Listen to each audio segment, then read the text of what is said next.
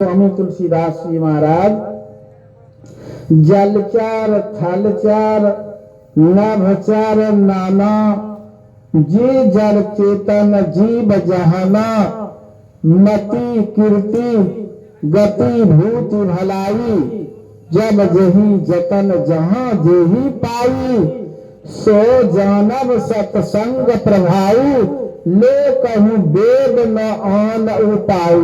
अब इससे देसी क्या कह देते, जल के अंदर रहने वाले जो भी जीव जंतु हैं जलचर का संबोधन कर दिए। इस धरती पर रहने वाले जो भी जीव जंतु हैं थलचर कह करके संबोधन किए, और शून्य में आकाश में विचरण करने वाले जो भी जीव जंतु है नभचर कह दिए। जलचर थलचर नभचर नाना, तीनों जगह में से जो भी जड़ चेतन जीव जंतु है, जड़ भी और चेतन भी, इन सबों में से जब से सृष्टि हुई तब से लेकर के आज तक में अगर किन्हीं का कल्याण हुआ है तो एकमात्र सत्संग। यहाँ तो इस तरह से गिना दिए, मति अच्छी बुद्धि किन्हीं की हो गई हो, कीर्ति संसार में उनका नाम रोशन हो गया हो, जाने के बाद भी उनकी तूती बोलती हो, मति कीर्ति गति और अधोगति नहीं अच्छी गति हो गई हो, मोक्ष पा लिया हो। मति कीर्ति गति भूति भलाई, और लोग भला इंसान भी कहते हो, धन स्वर्ग को भी प्राप्त कर लिए हैं। ये कैसे कहते, सो जानब सत्संग प्रभाव, एकमात्र सत्संग के प्रभाव से ही ये सब मिला है। जिनको भी किन्हीं की बुद्धि पवित्र हुई है एकमात्र सत्संग के चलते नाम हो गया संसार में, तो सत्संग के चलते मति कीर्ति गति अच्छी गति किन्हीं की हुई हो तो सत्संग के चलते, और धन स्वर्ग को प्राप्त कर लिए हो, कोई भला इंसान कह रहे किसी को ये सत्संग के चलते।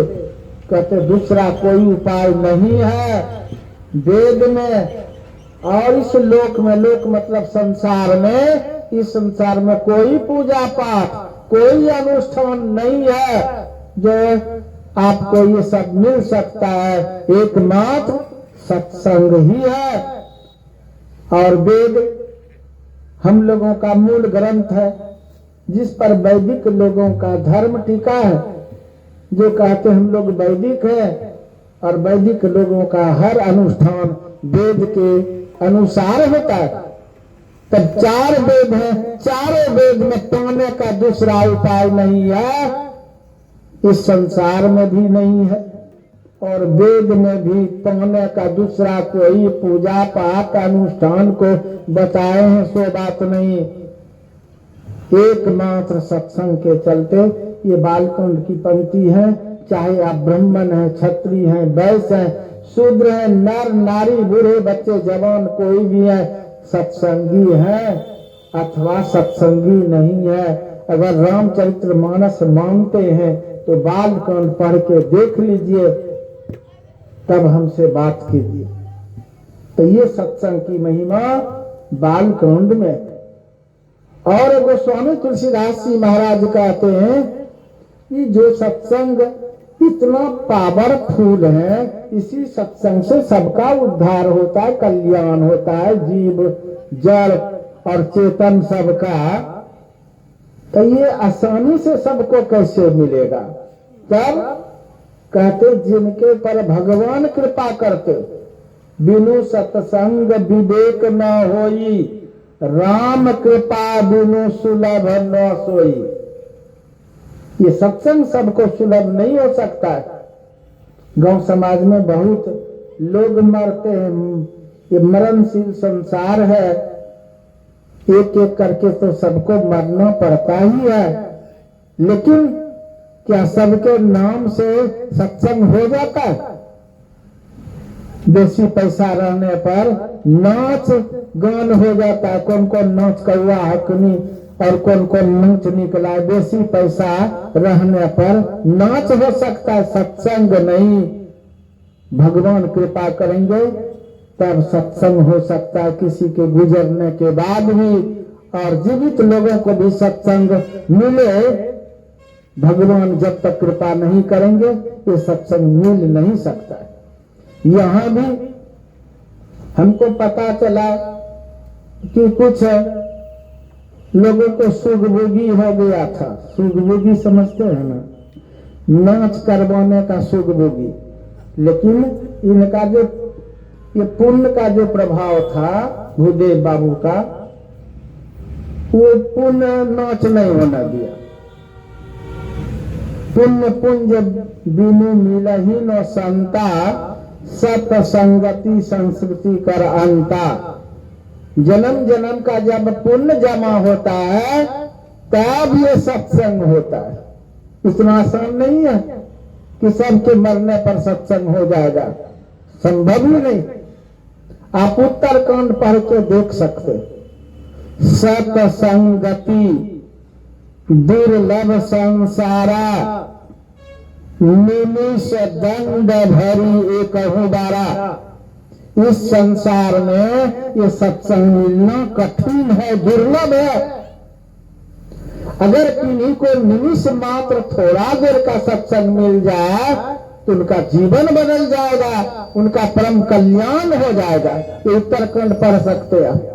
और शिव जी कह रहे, शिव जी क्या कह रहे, माँ पार्वती को समझा रहे कि पार्वती सत्संग के समान दूसरा कोई अनुष्ठान ही नहीं है। उत्तरकांड पढ़िएगा। गिरजा संत समागम सम न लाभ कछु आन, बिनु हरि कृपा न होई सो गावही वेद पुराण। हे गिरजा, संत महापुरुषों की संगति अर्थात सत्संग मिलना कठिन है, दुर्लभ है। जब भगवान कृपा करते हैं तब ये सुलभ होता है।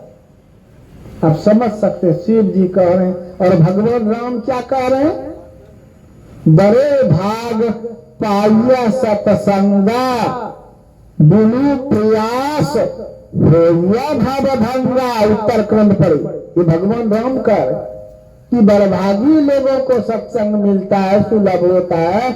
और सत्संग सुलभ हो जाता तो लाभ क्या होगा, कहते बिना प्रयास के भवसागर से पार चले जाएंगे।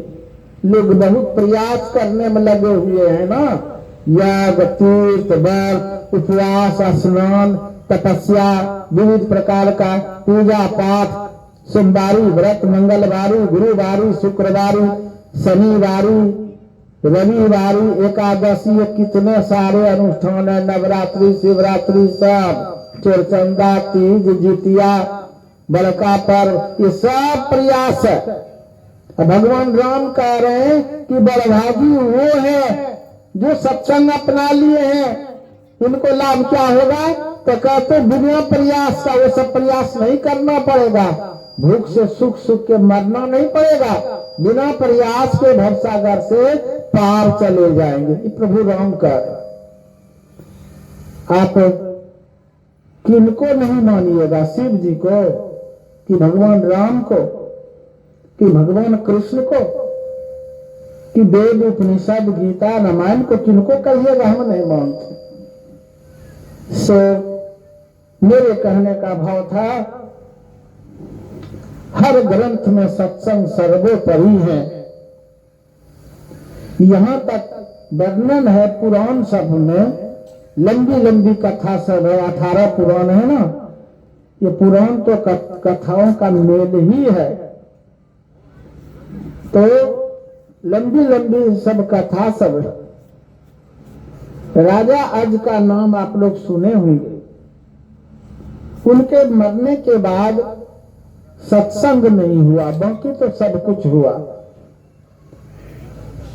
श्राद्ध, ये तो प्रचलन है हिंदू समाज में, मरने के बाद श्राद्ध बरखी पिंड सब कुछ हो गया। वो तो राजा ही था, कमी किस बात की। सब कुछ हो गया, श्राद्ध बरखी पिंड भोज भंडारा खूब हुआ, लेकिन जानते हैं अगर सत्संग नहीं हुआ मरने के बाद तो 7 पीढ़ी तक उद्धार नहीं हुआ, उनको भटकना पड़ा 7 पीढ़ी तक। ऐसा ग्रंथ में प्रमाण है। 7 पीढ़ी के बाद उनके कुल में एक सत्संगी भक्त हुआ। अभी भक्ति की बात पाठ के क्रम में सुन रहे थे। शिव अज सुख सनकादिक नारद जे मुनि ब्रह्म विचार विशारद सबकर मत खगनायक एहा करिए राम पद पंकज नेहा। अनहोनी सब बातें हो जाए तो हो जाए, जो आज तक नहीं हुई। सुनने में किस तरह का लगता है। बारी मथे घृत होई बरु सिकता ते बरु तेल, पानी को मथ करके घी बना सकिएगा कोई? बनेगा? अब आलू पेड़ के तेल निकाल लीजिएगा, होगा? लेकिन यहाँ देखिए कह रहे हैं कि ये हो जाए तो हो जाए, मान लेता हूं, लेकिन एक सिद्धांत अटल है, जब तक परमात्मा की भक्ति नहीं करेंगे तो भवसागर से पार नहीं जा पाएंगे। और कहने वाले कौन है? साधारण सब नहीं, महापुरुष लोगों का नाम लिए। शिव जिनको देवों का देव महादेव कहते, शिव आज आज मतलब ब्रह्मा जी सृष्टि करता। शिव आज सुख सुखदेव मुनि जो 12 साल मां के गर्भ में रह करके भी परमात्मा की भक्ति किए थे, तब जन्म लिए थे, ये महापुरुष सुखदेव मुनि। शिव आज सुख सनकादिक, ये 4 ऋषि कुमार ब्रह्मा जी के सबके सब पुत्र, ये महापुरुष लोग भी कह रहे हैं। शिव आज सुख सनकादिक नारद, तीनों लोक में भ्रमण करने वाले ब्रह्म ऋषि, ये नारद भी कह रहे हैं। शिव आज सुख सनकादिक नारद, और उसमें और जोड़ दिए जे मुनि ब्रह्म विचार विशारद सबकर मत खगनायक एहा करिए राम पद पंकज नेहा। जितने भी ऋषि महर्षि संत महापुरुष जो ब्रह्म विचार में प्रवीण हो गए हैं, जिन्होंने शांति को प्राप्त कर लिया, परमपिता परमात्मा का साक्षात्कार कर लिया, ऐसे सब महापुरुष भी यही बात कह रहे कि जब तक परमात्मा की भक्ति नहीं करेंगे भवसागर से पार नहीं जा पाएंगे।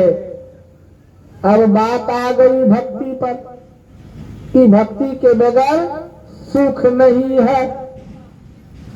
और यहाँ भगवान राम उत्तरकांड में सारे प्रजाजनों के बीच में पहले प्रश्न करते, ये बताओ तुम लोग जब तक यहाँ संसार में रहोगे तो सुखी रहना चाहते हो? सबों ने कहा हाँ भगवान। कोई कहेंगे हम दुखी रहना चाहते। कहा कि भगवान जब तक संसार में रहे दुख का मुंह नहीं देखना पड़े। कहा कि ठीक है, सब दिन तो संसार में नहीं रह पाओगे, मरना पड़ेगा। तो ये बताओ मरने के बाद नरक जाना चाहते हो, दुख चाहते हो? कहा कि नहीं भगवान ये नहीं। तब ताकि मरने के बाद भी उत्तम लोक मिले, सुखों का खजाना। भगवान राम यही प्रश्न किए, उत्तरकांड पढ़िएगा। जो परलोक यहाँ सुख चाहूं, सुनी मामा वचन हृदय दृढ़ गाऊं। इस लोक में और परलोक में दोनों जगह सुखों का खजाना चाहते हो, दुख का मुंह नहीं देखना चाहते हो, तो मैं जो कह रहा हूं ध्यान लगा करके सुनो और मुस्तैदी के साथ अपने अपने हृदय में ग्रहण करो। कौन कह रहे हैं? भगवान राम।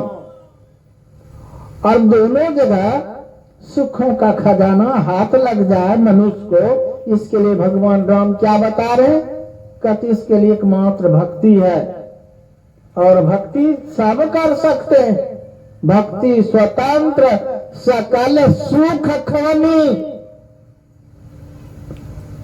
भक्ति सब कर सकते हैं और भक्ति सारे सुखों की खजाना देने वाली है, या लोक परलोक बनाने वाली है। लेकिन उसमें जोड़ दिए भगवान राम कि सत्संग के बगैर कोई मेरी भक्ति नहीं पा सकते हैं।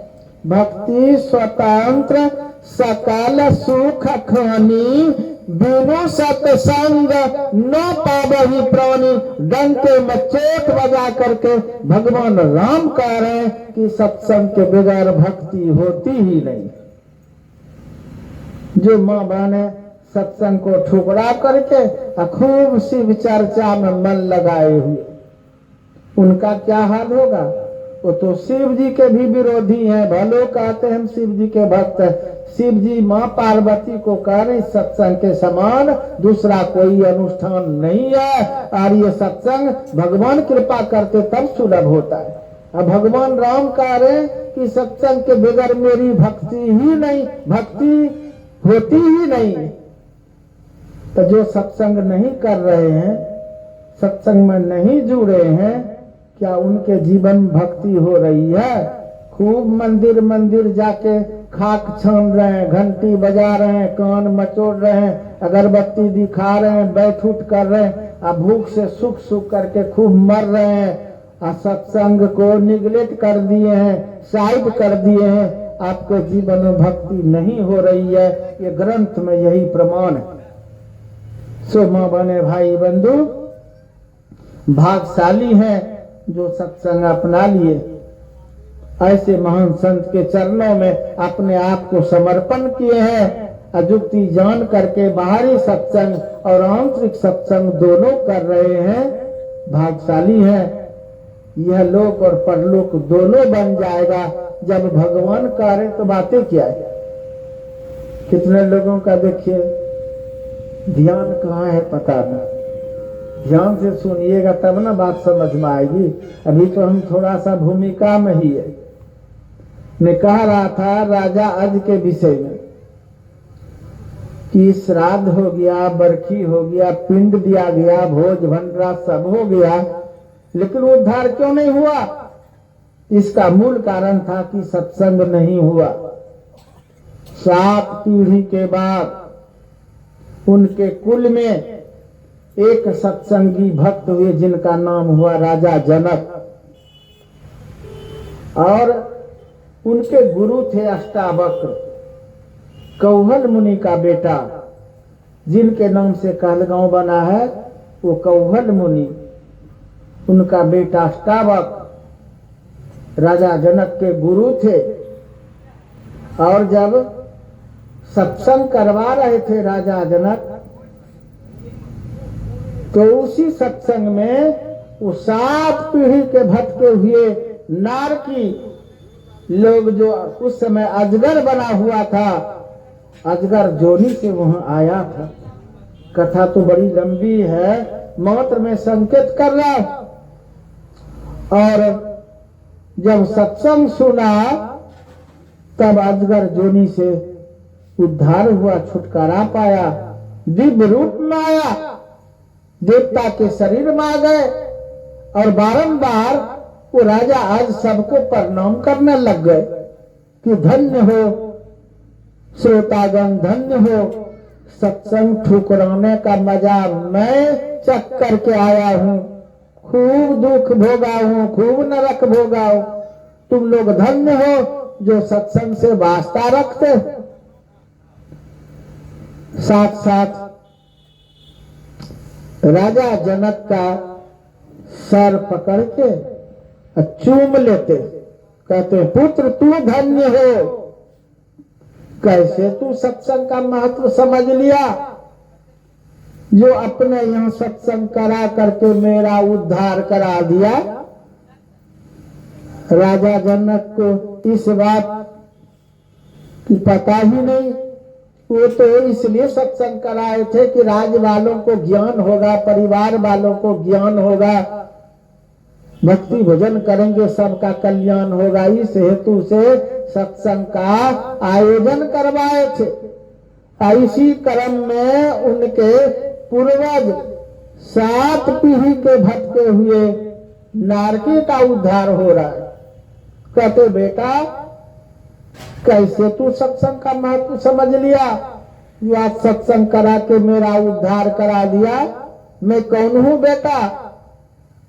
राजा जनक कहते हम कुछ नहीं समझ रहे, आप अजगर थे, विशाल भयंकर अजगर सांप थे, और सत्संग सुन करके आप देवता हो गए, बस इतना जानते। तब वो कहते हैं कि बेटा राजा आज का नाम सुने हो। तब राजा जनक कहते हैं कि हाँ, वो 7 पीढ़ी मिथिला के नरेश, मेरे 7 पीढ़ी पहले मिथिला के नरेश थे, हमारे पूर्वज आदि पुरुष, जिनका नाम था राजा आज। घबराएंगे नहीं आप लोग, एक राजा आज भगवान राम के दादा का भी नाम है, सो मैं जरा स्पष्ट कर लिया, नहीं तो कहते गलते सुना रहे।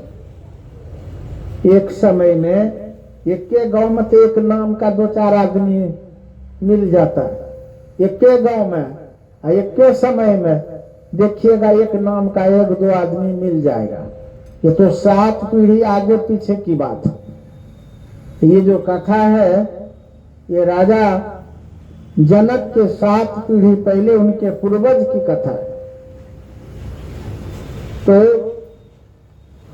कह रहे कि बेटा मैं कौन हूं, तो कहा कि हम नहीं बता सकते। तो वही बता रहे हैं कि तुम्हारे 7 पीढ़ी पहले इस मिथिला का जो नरेश था राजा आज, वो मैं ही था। कहा कि तब तो आप हमारे पूर्वज थे, तो अजगर कैसे हो गए। तो कहते हैं बेटा केवल अजगर ही नहीं, कितना दुख भोगा हूं, और इसका मूल कारण अनुष्ठान तो मैं जीवन में बहुत किया, सत्संग नहीं किया, सो कोई फायदा नहीं हुआ। विवेक नहीं होगा किसी को तो खान पान भी गड़बड़ होगा, कर्म गड़बड़ होगा। जिनको विवेक होगा उनका खान पान शुद्ध होगा, उनका कर्म शुद्ध होगा, उनका भक्ति भजन भी पवित्र, वो भक्ति भजन में पूर्ण होगा। और जिनका खान पान गड़बड़ है, खूब देखिए तिलक लगा लेगा, नौजवाने लाल उजला कपड़ा सब पहन लेगा, और खाने पीने के समय में अभी जैसे देखिए ना शिव चर्चा, खूब शिव चर्चा हो रहा है, और उधर बकरा बकरी का मांस बन रहा है। एक जगह हम लोग बराबर जाते हैं, आप लोग नाम सुने होंगे, सनोला से और भीतर विश्वास खानी उधर, तो वहां पर बराबर जाते उस गांव में, तो राजिंदर, उनको घरेलू भाषा में राजू कहते, राजू साहब, उनका शुद्ध नाम है राजिंदर साहब, इंजीनियर है और मुखिया भी है। तो उनके यहाँ बराबर जाते, वो हमारे आश्रम के कमेटी के भी है। तो गांव में सत्संग होता है तो वहीं डेरा देते, कोई किसी का सत्संग होता है तो वहाँ व्यवस्था बढ़िया है तो वहाँ डेरा देते। एक बार उसी गांव में देवघर तरफ से 5-6 माँ बहने आ गई शिव चर्चा करने के लिए। लोग व्यवस्था खूब कर दी कि देवघर से आए हैं, शिव जी के भूमि पर से आए हैं। क्या बोलती है वो लोग, जबकि सत्संगी, उनके पिताजी भी सत्संगी थे, राजू इंजीनियर सब परिवार सत्संगी, उनको क्या बोलते हैं, 5-6 दिन से मांस मछली नहीं खाए हैं, जरा मन बड़ा चुटपुट करता है, व्यवस्था नहीं कर दीजिएगा। शिव चर्चा करने के लिए आई है, ये मतलब मच्छर खोखी सब, मांस मछली खोज रही है। सोचिए वो बिगड़ा काकी, तब तो यहाँ स्थानों नहीं मिलेगा, किनका घर है नहीं पता तुमको। शिव चर्चा करने के लिए आई हो कि रावण कुल से आई हो, गिद्ध बन करके मांस मछली खाने के लिए। तो इस तरह से भक्ति होती है माँ बहने, भाई बंधु, और उसमें मत पूछिए लोग खाने पीने के लिए जीविया के चलते कल्याण हो जाएगा, उद्धार हो जाएगा। रामचरितमानस में बालकांड में रहता बिनु शिव चर्चा विवेक न होई है, बिनु सत्संग विवेक न होई। भगवान राम भी कहते बड़े भाग शिव चर्चा पाई न,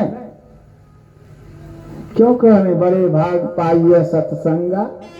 शिव जी तो कहते, उन्हीं का तो चर्चा आप लोग कहते शिव जी का करते हैं, तो शिव जी तो कहते गिरजा संत समागम समन लाभ कसी, ये नहीं कह करके शिव जी कहते गिरजा शिव चर्चा के समान दूसरा लाभ नहीं कह देते।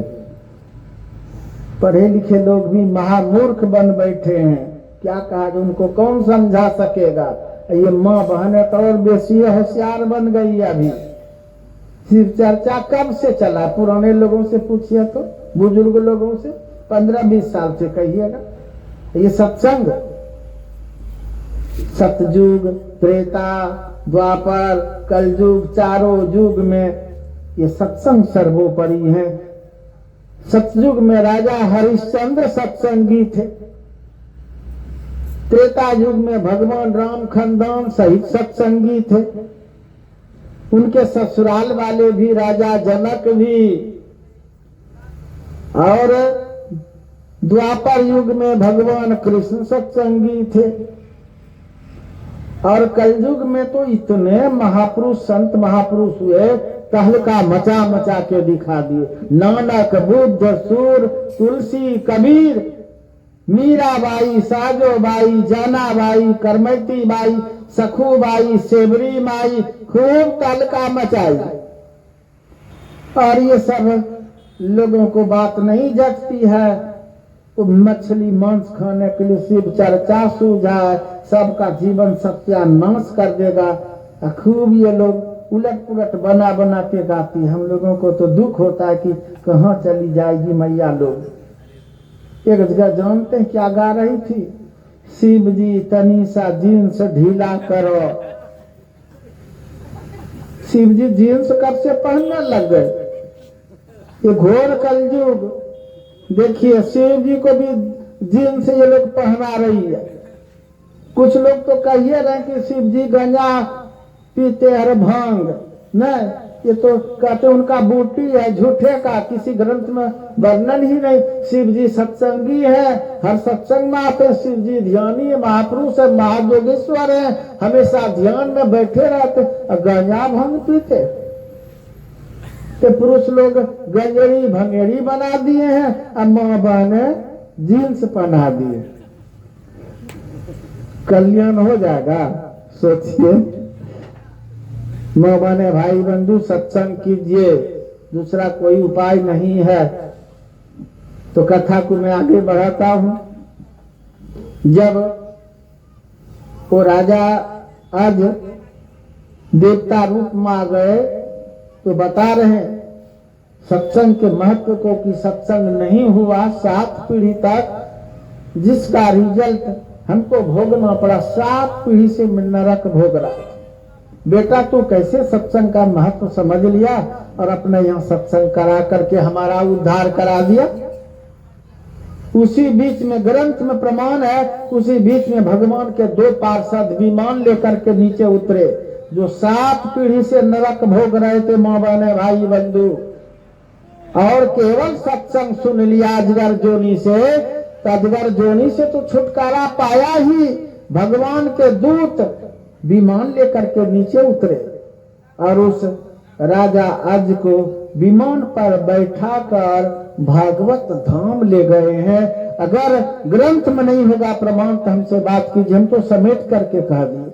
और भागवत महापुराण में धुंधकारी और गौकर्ण की कथा बहुतों बार आप लोग सुने होंगे, बहुतों बार पढ़े होंगे।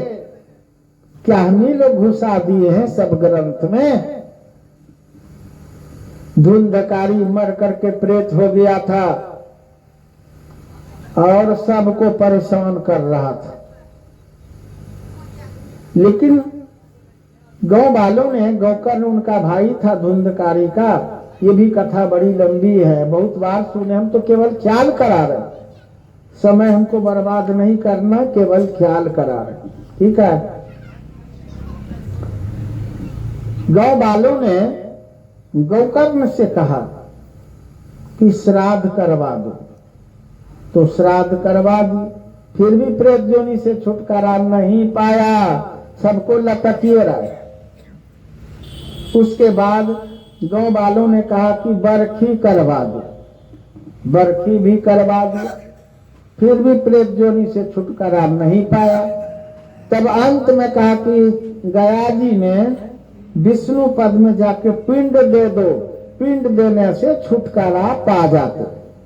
और यही 3 अनुष्ठान संसारिक लोग जानते हैं, श्राद्ध, बरखी और पिंड, तीनों हो गया। अब कौन बचा? अब क्या बोलेगा गांव वाला?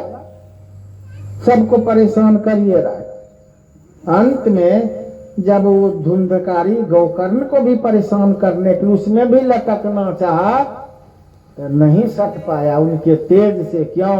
जानते हैं माँ बहन कि सबको लटक जाता था और गोकर्ण में नहीं लटक पाता था, उनका कष्ट बढ़ जाता था, शरीर जलने लग जाता था, पीछे हो जाता था। 3-4 बार प्रयास किया, देखा कोई उपाय नहीं, तब अपना रूप दिखा दिया प्रेत वाला, काला कलूटा विचित्र भयानक रूप है प्रेत का। गोकर्ण ने देखा, पूछा तू कौन है? तब कहने लगा प्रेत भाषा में धुंधकारी हूँ, प्रेत हो गया हूँ। कहा कि तू कैसे प्रेत हो गया? तो कहा, तब कहा कि भैया हमारे कुकर्मों का ये परिणाम है, हमारे कुकर्मों का ये परिणाम है, सो बड़ा कष्ट हो रहा है, प्रेत हो गया हूं, शरीर जल रहा है, 1 मिनट शांति नहीं है, और इसी के चलते मैं सबको लटकता हूं कि कोई हमको शांति दिला दे, लेकिन कोई शांति नहीं दिला रहे। और इसी क्रम में आपको भी मैं परेशान करने के लिए कई बार प्रयास किया, लेकिन आप में सट नहीं पाता हूं, हमारा कष्ट बढ़ जाता है, हम दूर हट जाते हैं, आप में क्या करामत? तब गोकर्ण कहते हैं कि तू क्या, तेरे जैसे लाख करोड़ धुंधकारी भी हमारा बाल बका नहीं कर सकता। क्यों? हम वैष्णव हैं, हम दीक्षित हैं, दीक्षा लिए हुए हैं, हम जप ध्यान सुमरन करते हैं, सत्संग करते हैं, संयम नियम का पालन करते हैं, तो तू क्या, तेरे जैसे लाख करोड़ धुंधकारी भी हमारा बाल बका नहीं कर सके। माँ बने भाई बंधु, ये ग्रंथ में इस तरह से प्रमाण है। कोई सत्संगी लोगों को अगर भूत परेशान करता है तो उसका 2-3 कारण है, नहीं तो जो दीक्षित है, वैष्णव है, संयम नियम का पालन करते, उनमें भूत नहीं सट सकता है। डाकिन साकिन जोगिन किचिन ये कोई नहीं सट सकता है। जिसमें सत्संगी को लटक जाता तो उसका 2-3 कारण समझ लीजिए। भीड़ भाड़ में दीक्षा लिया होगा, ठीक ठीक समझा नहीं होगा, अगर समझा है तो नियम से चलता नहीं है, सुचाचार का पालन नहीं करता होगा, बराबर मानस जप नहीं करता होगा, ध्यान नहीं करता होगा, तो हो सकता है। और तीसरा कारण, कोई घर परिवार का अगर हो सदस्य किसी कारणवश अगर भटक गया हो तो हो सकता है वो घर परिवार का है तो वो आ सकता है कुछ देर के लिए, वरना ये डाकिन साकिन, ये जोगिन किचिन जितने भी जानते भूत प्रेत शैतान, ये नहीं सट सकता है। कितने लोग परेशान थे, कितने जगह से हार खा करके मौलवी मौलाना सब कर चुका था, ओझा गुनी गोसाई पितर भुइया भवानी, कई तो ऐसे लोग आए। मैं गप गपम की बात नहीं करता, कितना ताबीज जंतर था पूरे हाथ में, कमर में, गला में, फिर भी मौलवी मौलाना कोई नहीं भगा सका। अंत में कुछ लोग बता दिए तो आए, मैं पहले देख लिया इतना भरा हुआ, मैंने कहा कि कहाँ गया था, सब बताया, कहा कि ठीक हुआ, कहा कि नहीं। मैंने कहा कि सबसे पहले इसको फेंको नोच करके, जितना ताबीज जंतर है उसको फेंको, पहले मौलवी मौलाना का सब फेंकवा दिया। कहा कि इसको लटकने का कारण ये जरूर इसका खान पान गड़बड़ होगा, वैष्णव नहीं होगा, सत्संगी नहीं थे। कहा कि नहीं बाबा, सत्संगी नहीं खाता पीता है। मैंने कहा कि आज से वैष्णव धर्म कबूल करवाइए और तब तक स्तुति पदावली देख देख करके आप लोग कीजिए और इनसे भी करवाइए, गुरु माँ का एक फोटो रख दीजिए घर में।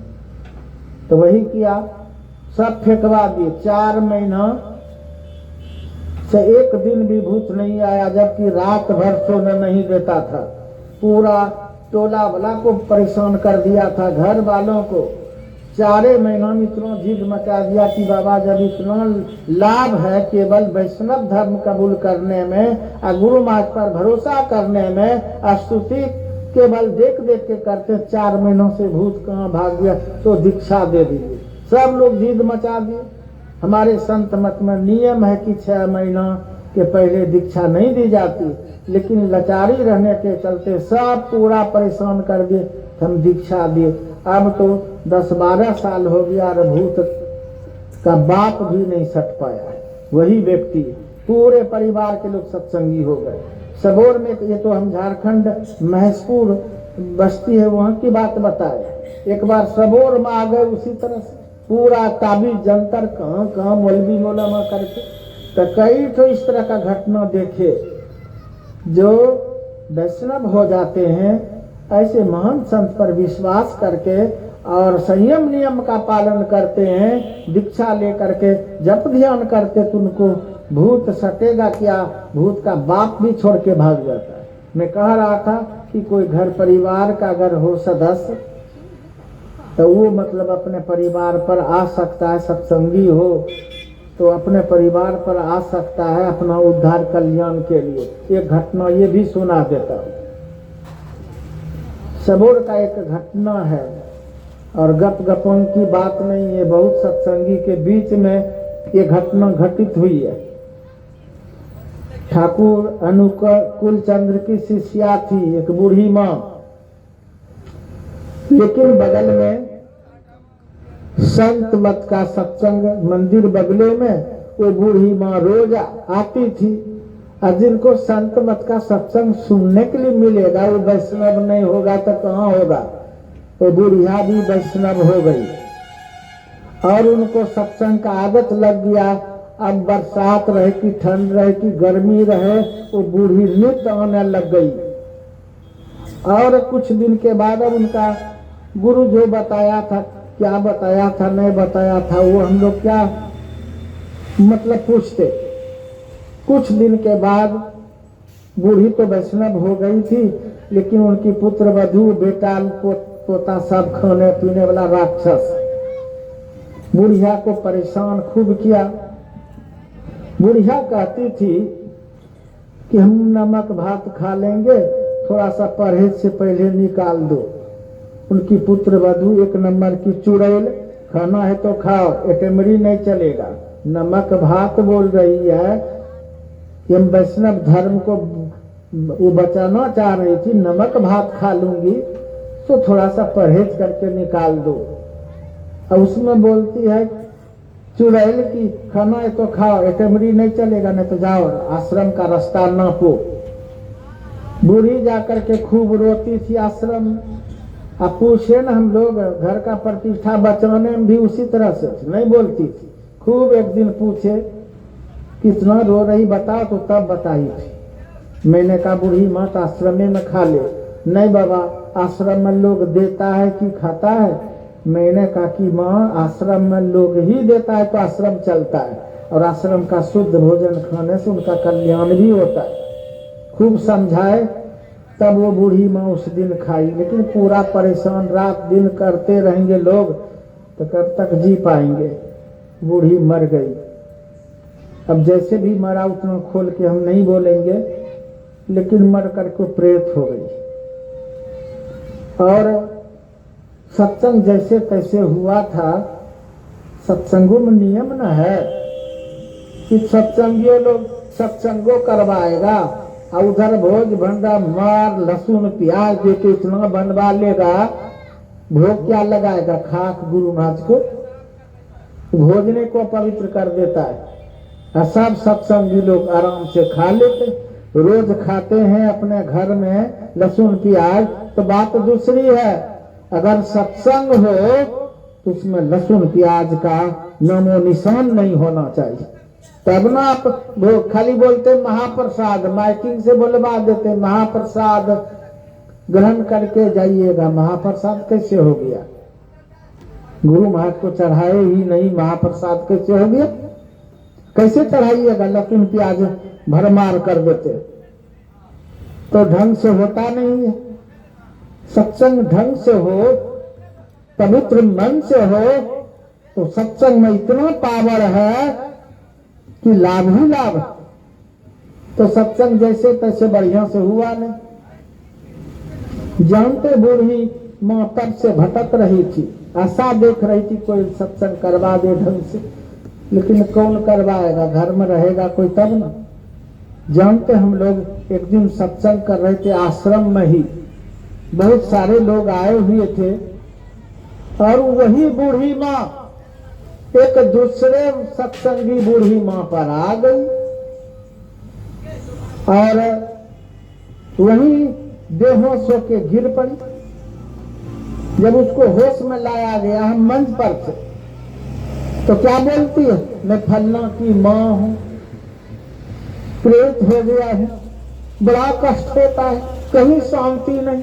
तब से मैं प्रतीक्षा कर रही थी कि कोई सत्संग करवा देगा, हमारा उद्धार करवा देगा, कोई नहीं करवाया।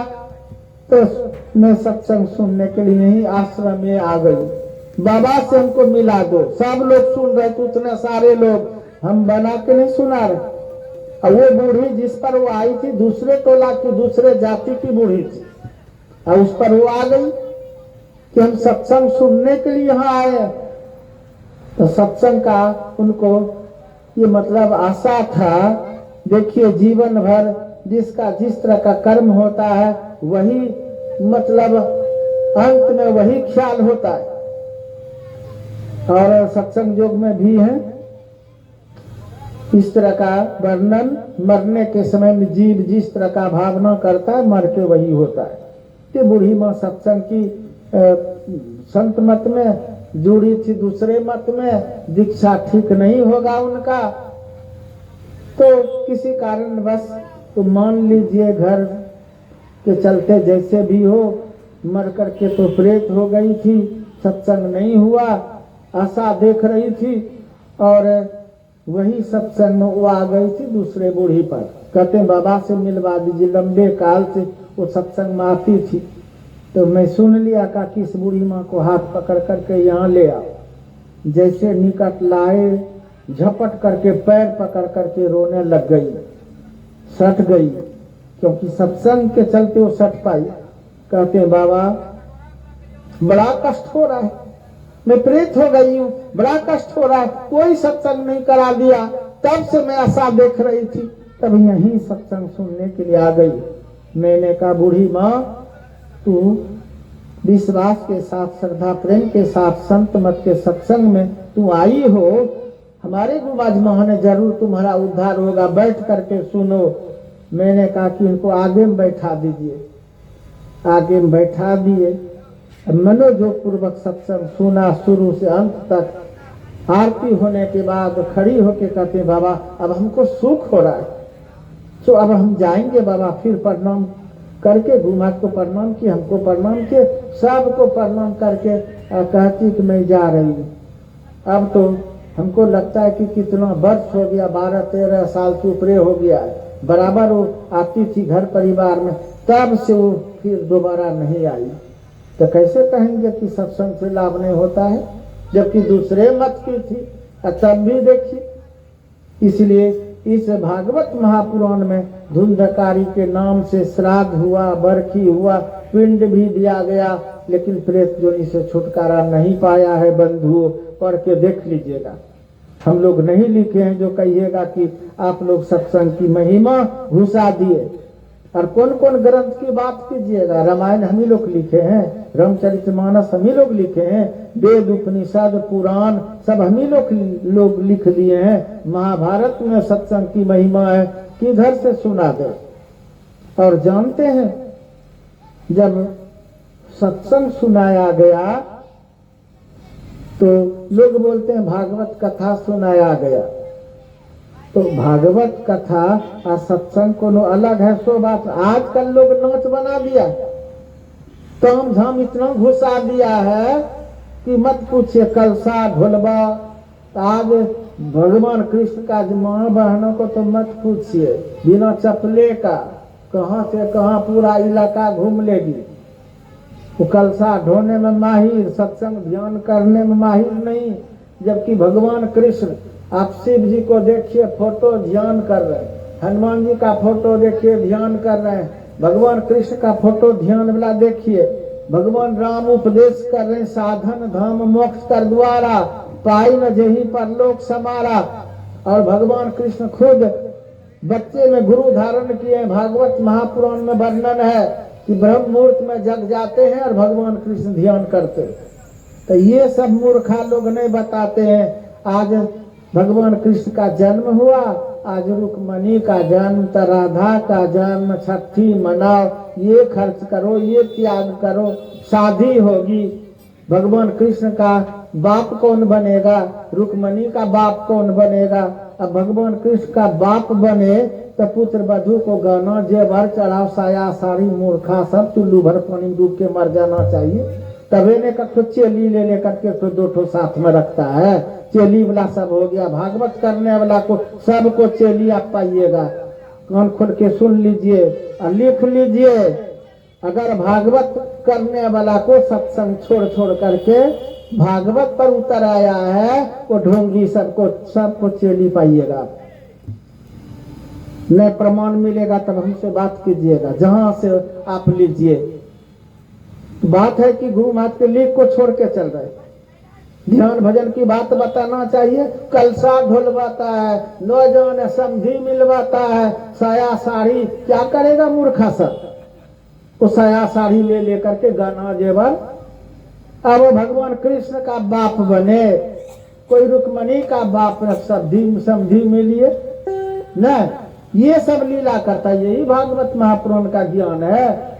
माँ बने भाई बंधु 18 पुराण है ना, सबका आधार है सत्संग, गुरु संत और ध्यान। वो समझ नहीं पाते हैं लोग, समझा ही नहीं पाते, उलट उलट पाठ पढ़ा देते। अब उसी में लोग बह जाते, सत्संगियों लोग पागल हो जाते। सत्संग से बेसी फायदा हो जाएगा।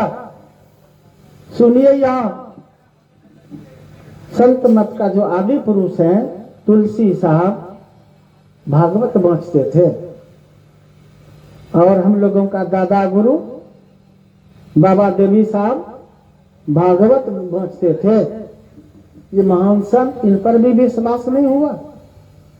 आपको कह रहे पदावली वर्णन नित्य प्रति सत्संग कर ले प्यारा, तेरा कार्य सरई सारा।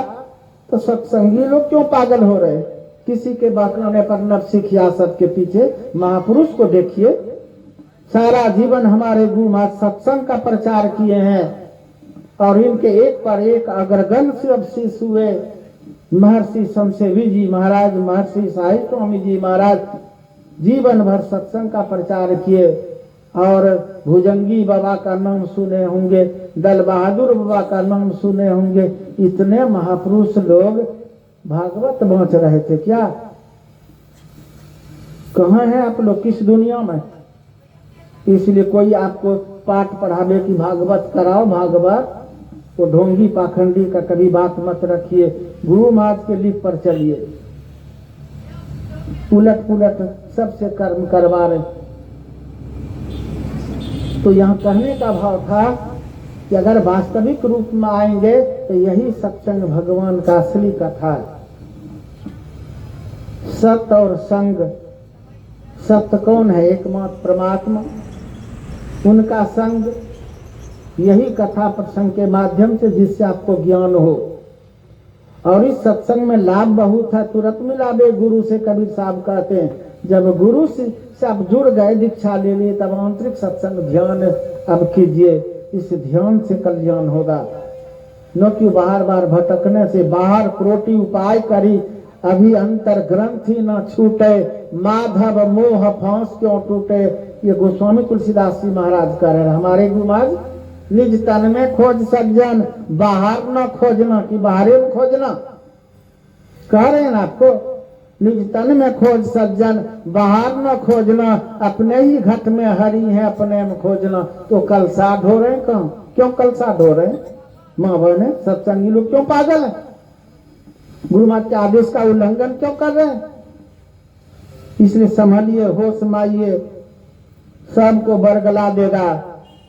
ये ढोंगी सब हो गया संत मत में भी 10 विष्ठु, सबको बरगला देगा। गुरु महाराज के लिख पर चलिए। बिंदु नाद महालिंगम शिव शक्ति निकेतनम, देहं शिवालयं प्रोक्तम सिद्धिदम सर्वदेहिनाम। हमारे गुरु महाराज कहते थे, जिस सत्संग में बिंदुनाथ की चर्चा नहीं, वो सत्संग खूब कथा करवा लिया, सब पैसा पानी में चला गया आपका।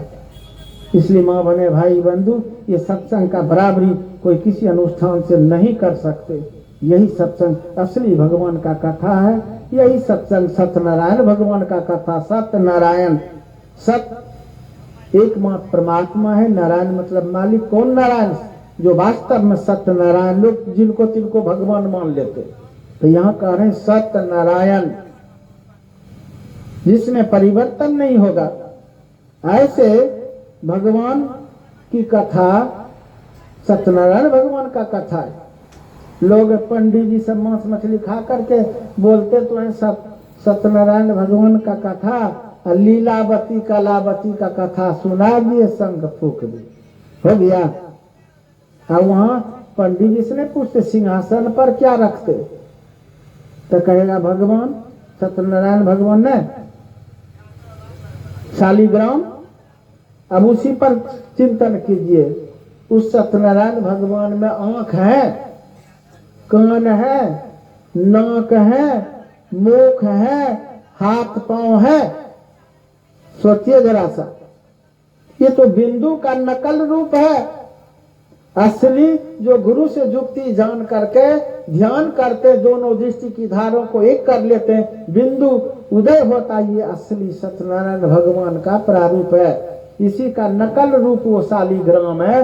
बिंदु में हाथ पांव है, आंख का नक होगा, ये असली है। इसका वो नकल रूप है। वो शालिग्राम एक पत्थर रखते, फिर भी तो उसमें हाथ पांव नाक कान कुछ नहीं। और कथा तो सुना रहे लीलावती कलावती का। लीलावती कलावती सत्यनारायण भगवान का कथा थोड़ो है। ये तो सत्यनारायण भगवान के कथा के पात्र हैं। क्या आप ही लोग सत्संग हैं? ये सत्संग के पात्र हैं। तो समझेगा लोग तब ना। सबका जड़ है सत्संग। चाहे सत्यनारायण भगवान का कथा, भागवत कथा हो, तो वही उसमें वर्णन है कि लगातार 7 दिन का सत्संग हुआ है, मनोयोग पूर्वक सुना है। कथा तो बड़ी लंबी है। तो वो धुंधकारी प्रेत जोनि से छुटकारा पा लिया। जो जन्म जन्म तक नरक भोगता, इतना पाप कर्म किया था, लेकिन मरने पर प्रेत जोनि से सत्संग सुना तो प्रेत जोनि से छुटकारा पा लिया। और वहां भी वर्णन है कि उनके लिए विमान लेकर के भगवान के दूत आए और विमान पर बैठा करके भागवत धाम ले गए धुंधकारी को, जो जन्म जन्म तक नरक भोगना पड़ता। जीवित काल में तो सत्संग का सम्मान नहीं कर पाया, खूब कष्ट भोग लिया प्रेत बन करके।